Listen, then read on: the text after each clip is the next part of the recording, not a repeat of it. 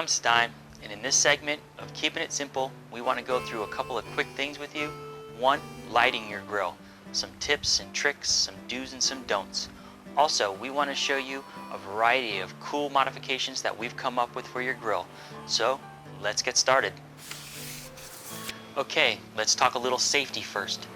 One, we're going to have a hot disc with burning hot coals on it. We're going to have a hot steel barrel with steel rods sticking out of the side of it. We want to make sure we place it in a place where someone's not going to run into it and where we're not going to burn anything. Also, I recommend getting a good pair of heat-resistant gloves. I recommend wearing closed-toed shoes and long pants because this disc is going to give off a lot of heat when we need to hook into it and lower it into the barrel. Also, have a clear mind when you're doing it. Don't be inebriated. I recommend practicing a couple times before you light your disc. Hook it, lift it up, and lower it in. Hook it, lift it up, and lower it in. You can get used to doing that in one smooth motion, and that'll help you be a little bit safer. Alright, let's light it. Option number one, pour our charcoal all over our disc. I recommend somewhere between 12 to 15 pounds. Go towards the heavier end if you've got a long cook time. Then, spray it with a fluid, get it all lit. Once it's nice and lit and the tips are all gray and it's giving off some good heat, we'll hook it, we'll lower it into our barrel, and we're ready to cook. Okay, so option number two for lighting your hook and cook is using charcoal chimneys. This is my preferred method. Because we don't use lighter fluid, there's no risk for any undesirable flavor on our food. And second, these really work good at getting all the coals lit at once. Now, they're simple to use.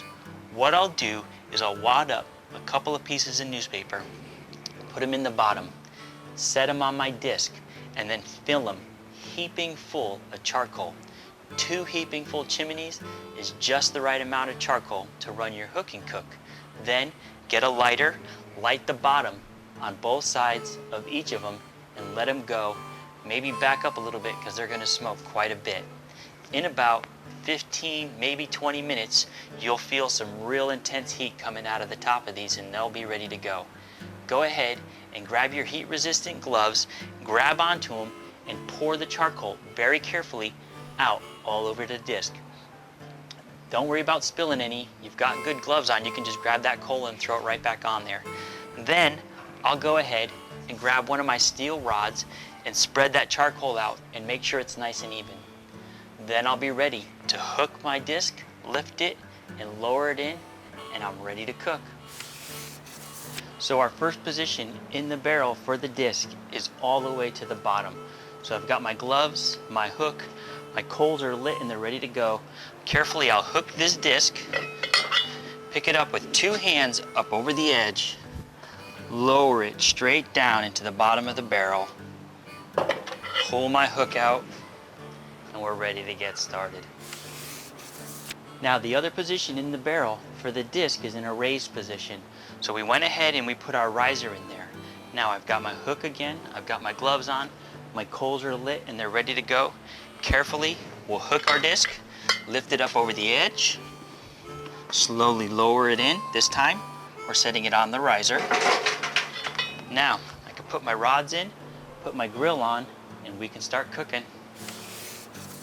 Okay, so let's get into some of our modifications. First one, grill top style grill. You want to throw some steaks, burgers, or dogs on? Go ahead, get your coals lit. Put them up in the raised position. Take 2 of your rods on the outer holes and put them through just enough so they stick out about 1 inch. Leave them fully extended on the other side.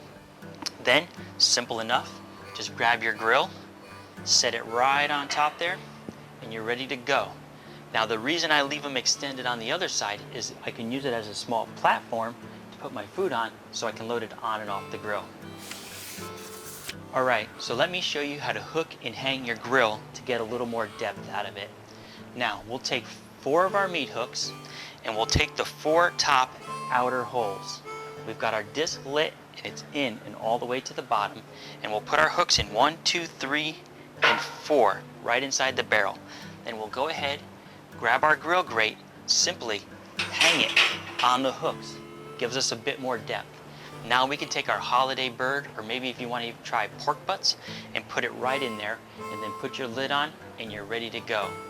A quick hint, since you still have 2 open holes, you might want to position your bird in a place where you can fit a long stem thermometer, or if it's got a pop-up timer, you can just look inside that hole and see when that pop-up timer is ready to go. Go ahead and give it a try. Alright, so let's show you the primary function of this hook and cook barrel barbecue. Super simple. Take our coals, get them lit, lower them all the way to the bottom.